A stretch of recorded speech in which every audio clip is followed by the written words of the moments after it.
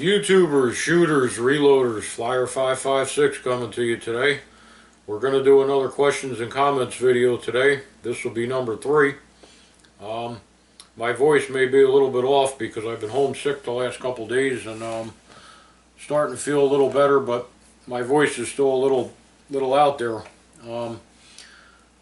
First off, as always, I want to thank all you guys for showing interest and taking the time to watch my videos, helping grow my channel, subscribing, liking, and all the above. And all the thanks goes to you guys. So as I explained in the last couple questions and comments videos, this is the way I prefer to answer the questions. I'm not ignoring you guys. It's just I don't want to integrate the two accounts together and change my YouTube channel name to my real name. Not down with all that, as I explained in the last two, so this is how I do it. So here goes number 3, questions and comments. We're going to start with Bill Webb. Bill Webb said that he bought the same kit that I have here, the Kimber 22 conversion kit for the 45 ACP. He said his first time out, he had nothing but fail to ejects, a lot of fail to ejects. He said the second time out, he had no problem. I don't know if he changed his ammo. He didn't elaborate on what fixed the problem, but I guess he's wondering if I had any issues with this, and the answer is no. I tried different types of ammo. I found every time I used it, after about 100 rounds, I started to have issues. The magazine, what happened is the magazine begins to get dirty, and the spring under the follower in the magazine is it's not very strong, and if the slightest bit of dirt or grit gets in there, in that follower, it starts presenting problems. Feeding problems is what I had after 100 rounds, but up to 100, I really had no issues with bulk ammo, CCI, Federal Match, Winchester, any of them. The only ones I really don't use and stay away from is the Remington Golden Bullet and the Remington Thunderbolt. I don't use them, but pretty much anything else I have had no problem using in the 22 Kimber conversion kit. I do have several other questions on this kit, and I'm going to get into that. In fact, I think I'm going to just go right into this because I'm not going to do the comments in order, but because a lot of them pertain to that kit, so I'll try to get that out of the way first. Jojo Cat Very Fat has a Kimber 38 Super Pro Carry, ramp under barrel. Conversion work. He wants to know if the conversion kit will work on his 38 Kimber Pro Carry, 38 Super. I would say the answer is no. I can't guarantee that, but I'm going to show you why it will not work on my Range Officer 9mm. I had this same question because back when I was buying the Range Officer in 45 and 9mm, I knew it would work on the 45, and I didn't know if it would work on the 9mm, and they wouldn't take the gun apart for me in the store and let me try it, which was rather frustrating. So what I'm going to do is I'm going to take mine apart and I'm going to show you why it will not work on the 9, and this is why I don't believe it's going to work on your 38 Super either. Okay? So, this is my Range Officer in 9mm. It's been safety checked. As you can see, it's clear. Okay? No mag in the gun. Out. Nothing in the chamber. Okay, Range Officer in 9mm. This conversion will not work on this gun, and it'll work perfectly fine on the 45, and I'm going to show you why. What I got to do is I got to take the slide off.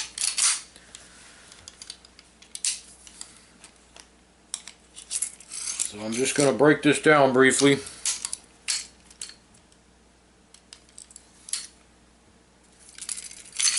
Okay, that's that. Okay, so we got our slide now. Now the reason that this kit works perfectly fine on the 45 Range Officer and will not work on this is very simple. It's because of this, the ejector. This is the reason it will not work on this gun.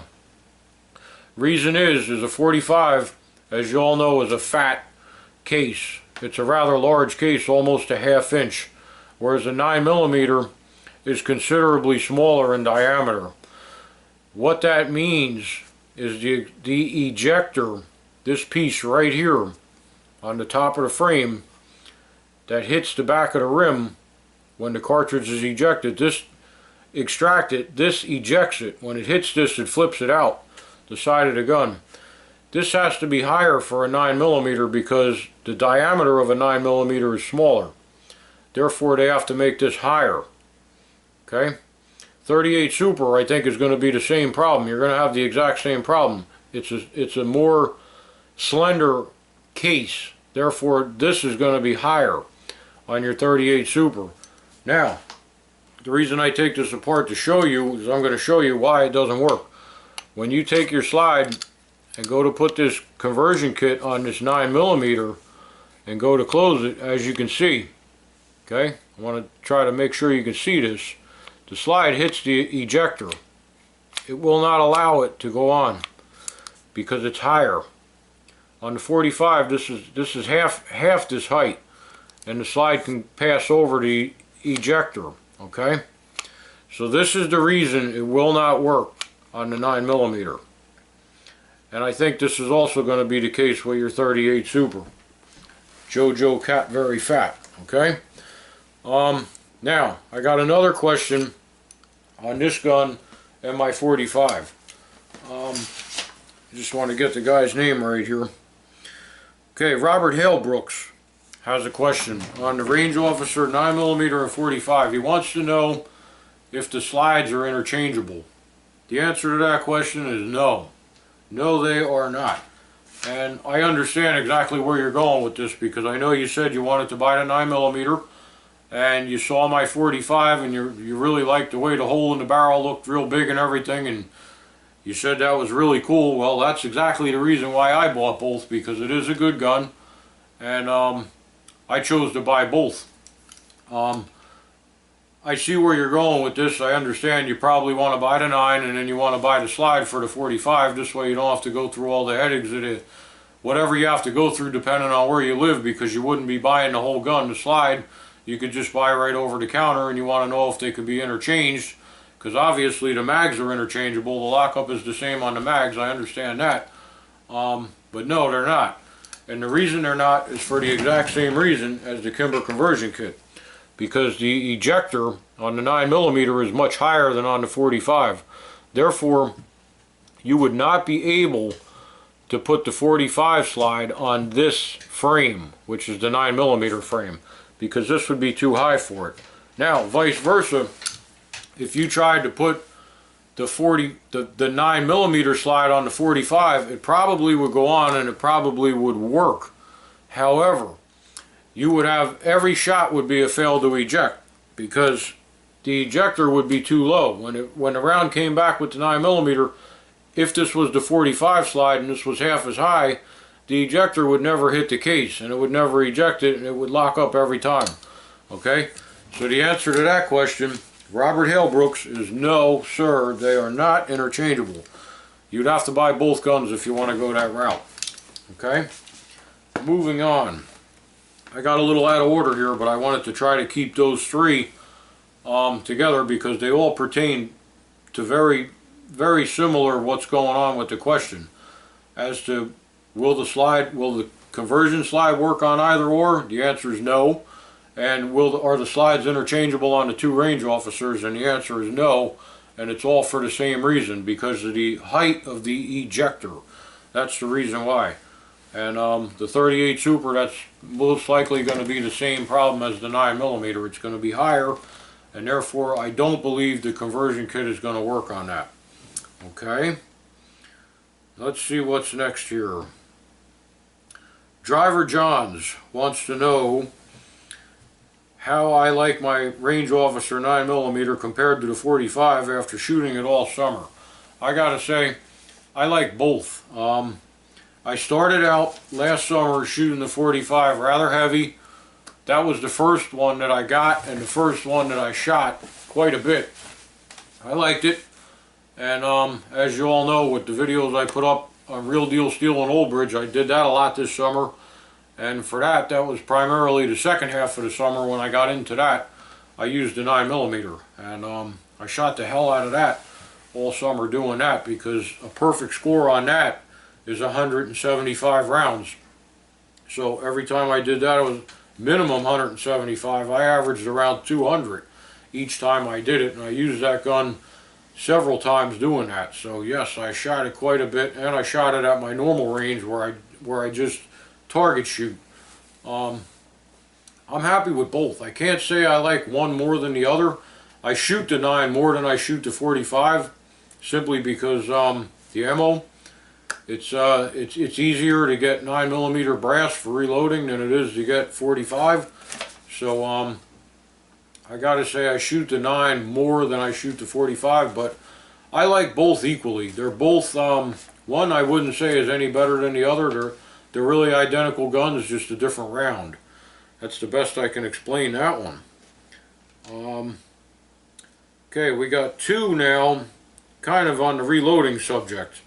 SC Prepper 91 wants to know about getting the lead out of a full metal jacket bullet. Obviously, because I showed you guys on my how I get lead for free video, quality lead for free video, I get it out of range scrap because it's already got the tin and antimony and all that in it, so that's what I do. That's how I get it.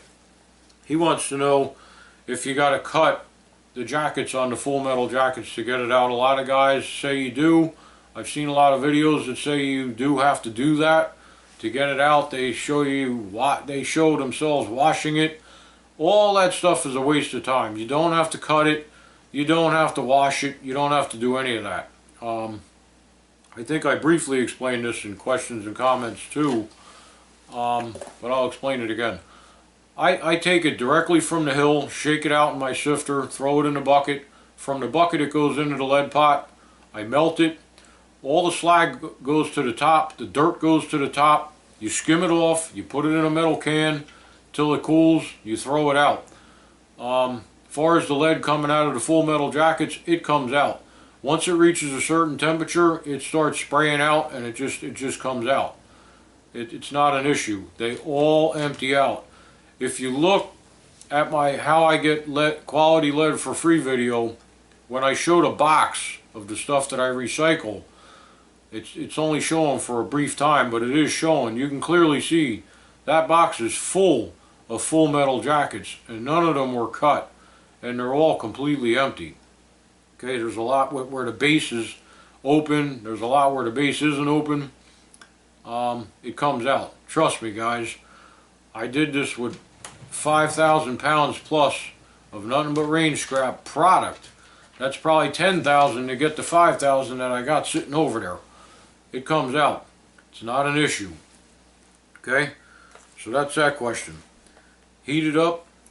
Put it in the melting pot just the way you get it out of the hill. Don't waste your time washing it, cutting it, none of that. Put the time into skimming the trash off, put it in a metal can, skim it, flux it, skim it again, you're good to go. You're not going to have any waste. You'll get it all out. Okay, moving down. Two questions from Bob Hartman and Roll Danger on do I size my bullets. Question to that is absolutely yes on all of them. As you all know, I use tumble lube and conventional, and I used to tumble lube. I used to only use tumble lube bullets, and I tumble lubed and sized. And then when I got my lubricizer, I started using conventional, and I started experimenting with lubing tumble lube bullets in the lubricizer, and it took some practice to get that down where it worked efficiently. But I never was big on the tumble lube. I like the tumble lube bullets, but I never was big on the tumble lube because it's not the most nicest appearance, the final product, unless you put a lot of time into wiping the tips, the bases, like I explained on how I make tumble lube bullets look like factory bullets. I got a video on that.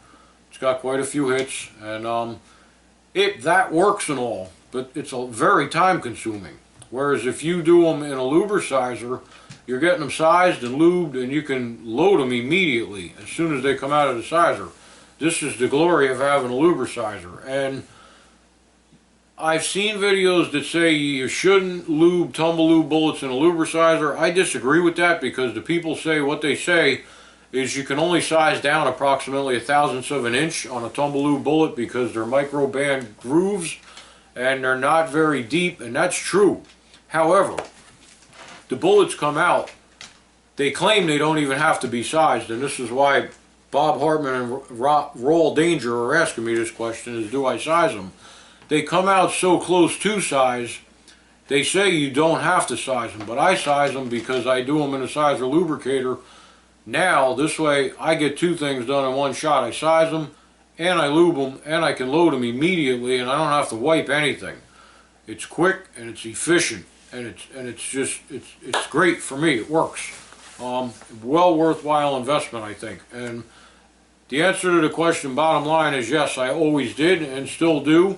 Only now I do it in a lubricizer. I used to use the Lee, where you push it through the die from the bottom up. That sizing kit that Lee sells for each caliber. I used to use that and then tumble lube them, and that's how I used to do it. Now I use a lubricizer, but yes, I do size and lubricate all of them, conventional and tumble lube. And if you want, I'll get some videos up on that, and I'll show you.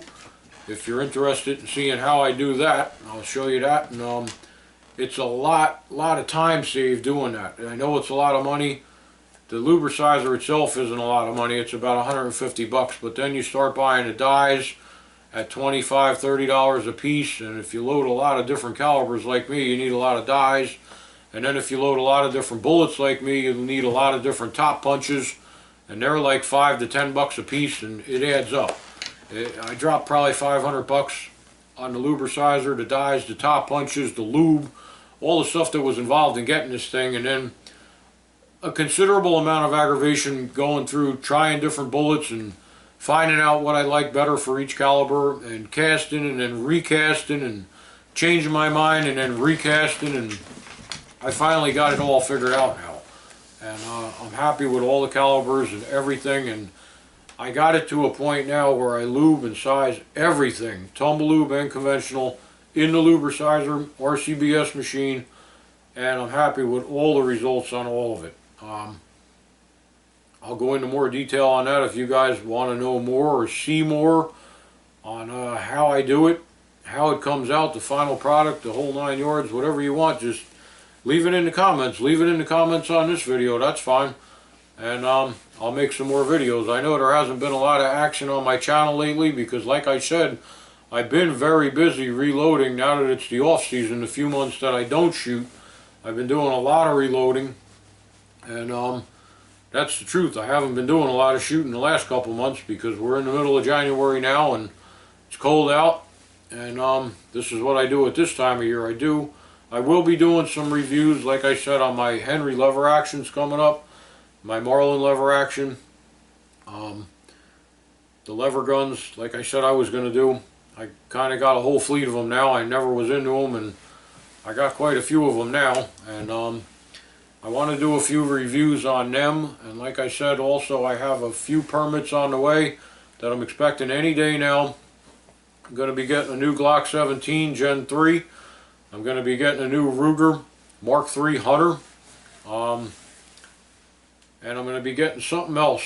I'm not sure yet. I'm not sure. I'm going to leave that third one open right now, but I'm definitely going to get those two guns, and I'll be going over them. I'll show you guys them. I'm going to do a lot of modifications to the Glock 17 right out of the box before I even put it in service.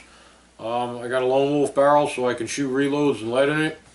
I got the 3.5 pound connector. That's going in right off the bat. I got the extended slide release. That's going in right off the bat. The extended mag release. That's going in right off the bat. I got a nice Galco holster for it. All I need is a permit to go pick the gun up. I paid for the gun months ago. I'm waiting on the permit. Should have it any day now according to the detective, so that'll probably be my next video. I might even do some videos installing the parts. I don't know. But I'm going to put all them parts in and definitely get a video up about that. Okay, I want to keep this to questions and comments, just trying to let you know a little bit of what's in store for down the road, and I just did.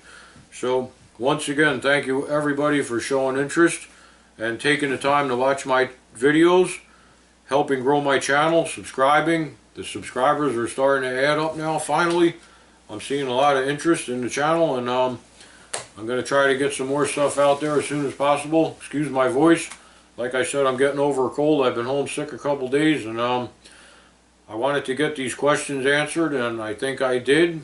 And that's going to be it for today's video. Please remember, like, subscribe, share, and keep helping grow my channel. Thank you very much, everybody. Flyer556, I'm out.